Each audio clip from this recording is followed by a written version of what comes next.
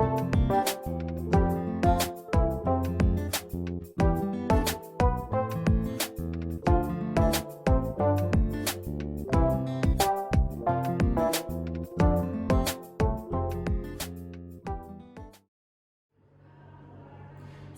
pagi pemirsa. Dalam 30 menit ke depan, Anda akan bersama saya Marsyanda Kalista dalam acara Berita Pagi. Dilaporkan dari Dinas Kesehatan Tangerang, telah terjadi peningkatan terhadap kasus stunting pada anak. Data yang telah masuk, peningkatan kasus stunting mencapai hingga 30,8%, di mana 1 dari 3 balita telah terkonfirmasi mengalami stunting. Hal ini diduga karena kurangnya informasi tentang asupan gizi dan kebersihan pada ibu hamil dan anak-anak. Informasi tadi menjadi penutup jumpa kita pada pagi ini. Saya Marsyanda Kalista, pamit undur diri. Selamat pagi, sampai jumpa.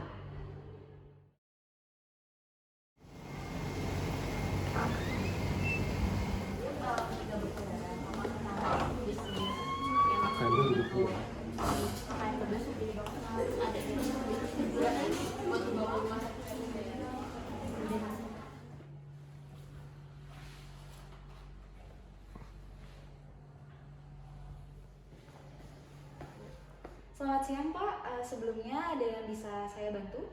Iya Kak, saya mau ketemu dokter Ratna. Anak saya sedang Oh baik Pak, Bapak boleh nanti untuk mengambil nomor antrian terlebih dahulu ya Pak di sebelah sana. Nanti sembari menunggu dipanggil, nanti Bapak boleh duduk di depan sana ya Pak. Ya, makasih ya. Silakan Pak. Nomor antrian 13. Iya Pak, sebelumnya Bapak nomor antrian 13? Iya, Ya Bapak, sebelumnya untuk yang berobat siapa ya Pak? anak saya. Anak Bapak. Bapak ada kartu BPJS-nya? Iya ada. Oh, baik Pak, boleh Pak untuk kartunya saya bantu di sebelah sini ya Pak. Baik, Bapak nanti akan saya proses dan nanti Bapak boleh untuk menunggu kembali, nanti akan dipanggil kembali untuk masuk ke ruangan dokter. Ya, Baik, terima kasih Pak. ya terima kasih juga. Jadi untuk alur resusitasi neonatus, yang pertama kita ada konseling antenatal, lalu ada pembagian tugas tim.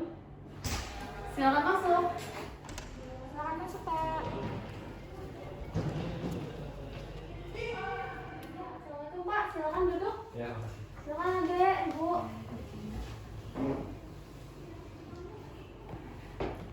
Perkenalkan, saya Dr. Ratna. Di sini ada Dr. Muda Safa. Saya bicara dengan Bapak dan Ibu siapa?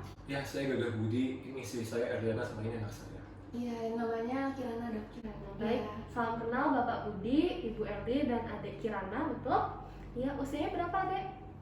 Usianya 7 tahun dokter. Mohon maaf ya dok, anaknya emang pemalu sama guyon gini. Kenapa Iya. malu Dek? Usia 7 tahun berarti sudah masuk SD ya Bu? Iya, udah kelas 2 SD dok. Boleh diceritakan ada masalah apa sampai datang kemari?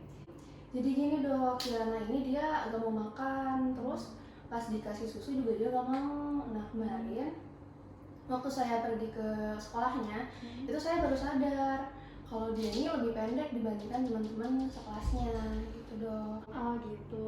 Mungkin setelah ini kita bisa lakukan pemeriksaan tinggi badan dan berat badan dulu ya untuk memastikan.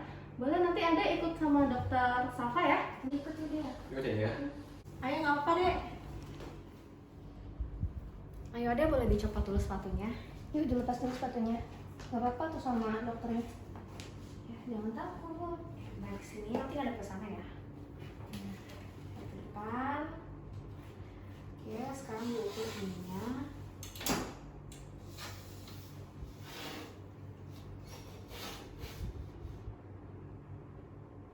Oke, boleh turun lagi ya. Saya tidak melaporkan pada hasil pemeriksaannya tinggi badannya di 110 cm dan untuk berat badannya di 16 kg dok. Jadi Bu, kalau dari hasil pemeriksaan adik Kirana ini itu tinggi badan dan berat badannya itu memang lebih kecil ya dari teman-teman seusianya. Jadi kalau dilihat di kurvanya ya Ibu, ini tuh kurva normal untuk usia 7 tahun. Itu kalau normalnya tinggi badan itu sekitar 120 cm dan untuk berat badannya itu di angka 23 kg gitu. Kalau gitu harus gimana ya dok? Iya, jadi untuk penata laksanaannya itu memang sebenarnya perlu konsultasi dari ahli gizi. Mungkin setelah ini akan saya buat surat rujukan ya, agar tahu sebenarnya nutrisinya perlu berapa gitu untuk adik Kirana. Baik, Dok. Oh iya dok, belakangan ini saya lihat anak saya suka lemes, pucat, pusing. Kira-kira kenapa ya dok? Mungkin saya coba lakukan pemeriksaan fisik dulu ya. Maaf ya dek, boleh lihat ke atas dek? Iya, dari pemeriksaan tadi memang agak pucat ya Pak, Bu. Cuman untuk mendalilkan diagnosisnya perlu pemeriksaan penunjang seperti lab darah gitu ya. Nanti adiknya diambil darahnya lalu diperiksa di laboratorium. Jadi setelah ini saya bikin surat rujukan ke ahli gizi dan laboran saja ya Bu, Pak. Iya. Nurse, Iya dok. tolong dibantu adiknya untuk dirujuk ke ahli gizi dan laboran. Iya, baik dok. Yuk silakan Bapak dan Ibu dan Adik. Terima kasih ya Bu, Pak. Semoga Ya, terima kasih hasilnya juga, normal.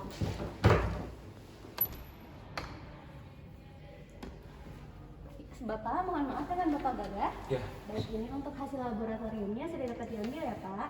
Untuk lebih lanjutnya boleh nanti kembali ke dokter yang tadi bersama dengan anak Bapak ya Pak, untuk dikonsultasikan lebih lanjut. Ya. Mungkin ini nantinya bisa memberikan gambaran mengenai keadaan anak Bapak. Apakah ada yang ingin Bapak tanyakan sebelumnya? Enggak kak. Oh baik, silakan ke dokternya kembali ya Pak. Ya makasih ya. Jadi adik Kirana yang tadi itu berat badannya 16 kilo, tapi tinggi badannya 114 cm. Sebenarnya kalau dimasukin ke kurva juga itu emang di bawah rata-rata. Saya sih curiganya stunting Bu. Oh, sebelumnya udah dimasukin ke plot yang itu? Iya, saya sudah masukkan ke kurva CDC. Kayaknya stunting, mending terapi nutrisinya gimana ya Bu? Untuk terapi nutrisinya, sepertinya nanti saya hitung terlebih dahulu untuk kalorinya per hari. Kemudian nanti kita lihat untuk kebutuhan dari protein, karbohidrat, dan juga lemaknya untuk perharinya berapa, agar nanti gizinya seimbang ya dok. Kayaknya kasus stunting di Indonesia ini lagi tinggi ya. Iya sih dok, mungkin karena zaman sekarang ya anak-anak tuh banyak banget yang lebih suka makanan jajanan, jadi kurang untuk dari proteinnya, jadi angka stunting tuh meningkat banget nih sekarang. Iya sih, kayaknya saya sering banget nemuin kasus stunting. Makanya untuk kali ini nanti kita beri rencana letak kesannya dok, nanti baru kita bilang ke orang tuanya mungkin. Silakan duduk, Ibu Adik. Ya, terima kasih Bu. Baik, ini benar dengan Ibu Eri ya, sama Iya. adiknya Kirana. Iya benar. Baik, perkenalkan ya, saya Reina, ahli gizi. Jadi di sini untuk penata laksanaan rencananya itu berupa rencana nutrisi ya untuk adiknya. Di sini udah saya bikinkan rencana nutrisinya, dimulai dari kalori, dari perharinya, dan makanan-makanan apa yang harus dimakan sama adiknya. Nanti diikutin ya. Kemudian nanti bisa kembali lagi seminggu kemudian. Apakah ada yang ingin ditanyakan? Tidak Ibu, ya sudah. Ibu terima kasih banyak telah memberikan saya panduan untuk memberikan yang terbaik untuk buah hati kami. Kirana. Kasih banyak ya Ade, semoga kedepannya bisa lebih sehat. Ya amin. Terima kasih banyak Ibu. Silakan duduk Pak, Bu. Makasih. Gimana Ade, udah disuntiknya? Sakit nggak? Enggak dong, kan hebat ya? Ya, jagoan. Gimana Pak? Ini hasilnya dok. Saya lihat dulu ya. Ya. Dari hasil pemeriksaannya memang agak rendah ya kadar darahnya gitu.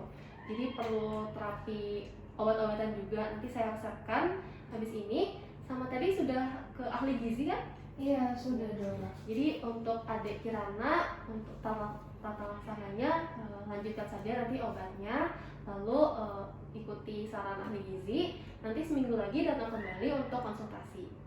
Ada yang ingin ditanyakan? Dari saya dan suami cukup dong. Baik, kalau seperti itu boleh pulang. Semoga adik Kirana sehat-sehat ya. Terima kasih banyak dokter telah membantu kami sekeluarga begitu untuk mengatasi permasalahan anak kami. Sekali lagi saya ucapkan terima kasih banyak dokter. Makasih banyak dok. Assalamualaikum dok. Iya dok. Jadi hari ini saya sudah menerima sekitar 10 kasus stunting di puskesmas yang terdaftar. Banyak banget ya untuk hari ini aja, berarti 10 itu. Iya, 10 itu tuh hari ini aja. Oh, baik. Terima kasih dokter untuk informasinya. Mungkin setelah ini saya mau laporan dulu ke dinas kesehatan terdekat terkait dengan masalah stunting yang ada di puskesmas kita. Terima kasih banyak ya dokter, informasinya. Terima kasih. Jadi, Dok, saya izin balik ke Polres. Belakangan ini Kirana lebih bersemangat ya. Iya, kita harus tetap memperhatikan Kirana karena kesehatan Kirana yang utama. Dalam skenario ini, komunikasi interprofesional dilakukan antara dokter anak, perawat anak, ahli gizi, dan laboran. Komunikasi ini dilakukan untuk membahas rencana perawatan nutrisi pada anak. Dokter anak memberikan informasi tentang kondisi anak dan rekomendasi perawatannya. Laboran memberikan hasil pemeriksaan pengambilan darah. Perawat anak memberikan informasi tentang kondisi anak saat ini. Dan ahli gizi memberikan informasi tentang kebutuhan nutrisi pada anak. Berdasarkan informasi yang diperoleh, keempat profesional kesehatan tersebut berdiskusi dan membuat rencana perawatan yang komprehensif. Rencana perawatan ini mencakup pemberian nutrisi yang seimbang dan edukasi pola makan pada anak.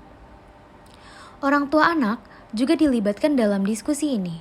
Hal ini penting agar orang tua memahami rencana perawatan dan dapat mendukung pelaksanaannya. Komunikasi interprofesional yang baik sangat penting dalam penanganan anak malnutrisi. Komunikasi ini memungkinkan profesional kesehatan untuk bekerja sama.